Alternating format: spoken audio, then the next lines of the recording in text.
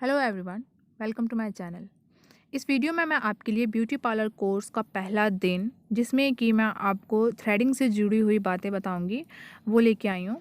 तो चलिए सबसे पहले बात करते हैं ब्यूटी पार्लर, ब्यूटिशियन कोर्स या ब्यूटी कल्चर कोर्स से रिलेटेड सबसे इम्पोर्टेंट टॉपिक की, जो कि है थ्रेडिंग।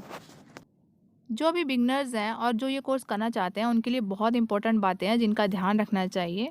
जैसे थ्रेडिंग के बाद क्या करें या क्या ना करें, या फिर स्किन पे दाने या रेडनेस से बचने के लिए हम क्या कर सकते हैं, और इसमें क्या क्या टूल्स लगेंगे।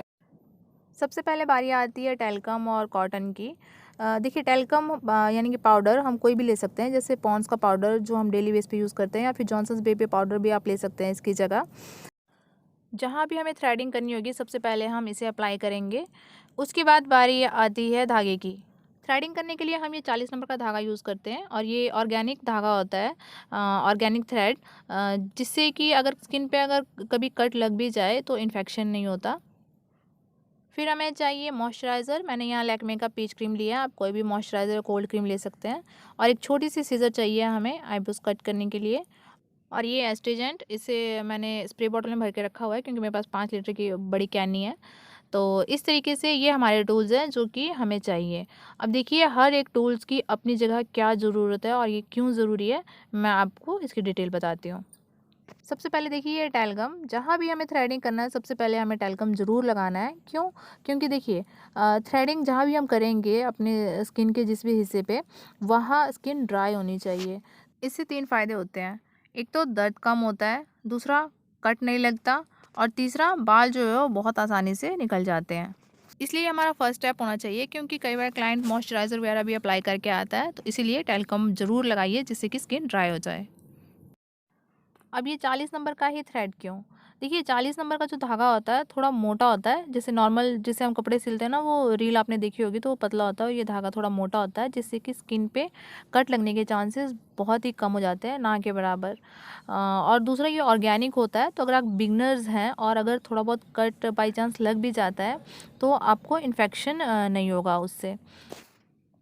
तो इस तरह का आप कोई ऑर्गेनिक थ्रेड ले सकते हैं, जैसे मेरे पास ये ऑर्गेनिका है या फिर समथिंग ऑर्गेनिक का है।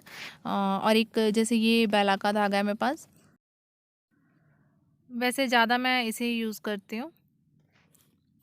इसके अलावा हमें एक सीज़र चाहिए। सीज़र हमें चाहिए होता है आईब्रोज़ की लेंथ कई क्लाइंट्स की बहुत लंबी होती है, तो उसे भी कट करने के लिए, या फिर जो मिडल पार्ट होता है आईब्रो का, माथे के बीच का हिस्सा, वहाँ कटिंग करने के लिए हमें सीज़र की ज़्यादा ज़रूरत होती है। फिर ये आ गया मॉइस्चराइज़र, लेकिन मॉइस्चराइज़र हमें बाद में अप्लाई करना होता है। थ्रेडिंग के बाद हम पहले एस्ट्रीजेंट अप्लाई करते हैं, उसके बाद हम मॉइस्चराइज़र अप्लाई करते हैं। एस्ट्रीजेंट देखिए हम क्यों अप्लाई करते हैं, क्योंकि एक तो ये आपका एंटीसेप्टिक का काम करता है, और दूसरा थ्रेडिंग के बाद क्योंकि हमारे पोर्स ओपन हो जाते हैं, तो उनको क्लोज़ करने के लिए हमें ये एस्ट्रीजेंट अप्लाई करना चाहिए, जिससे कि इन्फेक्शन नहीं होता। अब लास्ट में हमें मॉइस्चराइज़र से थोड़ी-सी मसाज करनी चाहिए। क्यों? क्योंकि देखिए थ्रेडिंग के बाद जो है हमारी स्किन ड्राई हो जाती है, जिससे कि खुजली या जलन हो सकती है। तो इसीलिए मॉइस्चराइज़र हमें अप्लाई कर देना चाहिए। आप इसकी जगह आप बोरोप्लस या कोई भी कोल्ड क्रीम जो आपके घर में अवेलेबल हो, आप वो अप्लाई कर सकते हैं।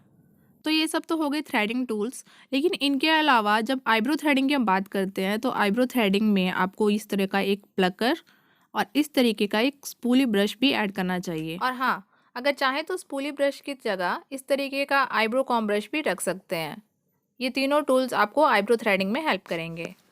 इन सब के अलावा कुछ एक बातें हैं जो हमें थ्रेडिंग करने या करवाने के बाद ध्यान में रखनी चाहिए। जैसे कि देखिए जहाँ से भी हम बाल निकालते हैं, वो जगह जो है वो सेंसिटिव हो जाती है, तो इसीलिए धूप में निकलने से बचना चाहिए। दूसरा, तुरंत मेकअप अप्लाई नहीं करना चाहिए, कम से कम 24 घंटे का गैप रखना चाहिए, नहीं तो पिंपल्स की प्रॉब्लम हो सकती है। तीसरा, बार बार हमें उंगली से उसे टच नहीं करना चाहिए, नहीं तो खुजली या इन्फेक्शन हो सकता है।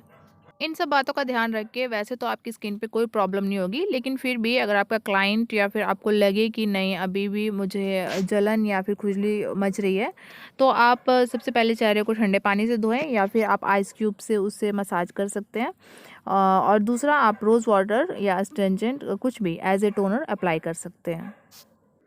तो ये हमारी पहली क्लास थी जिसमें कि मैंने आपको थ्रेडिंग से रिलेटेड पूरी जानकारी देने की कोशिश की है। इसके अलावा अगर आप प्रॉपर थ्योरी नोट करना चाहते हैं तो मुझे कमेंट करके ज़रूर बताइएगा।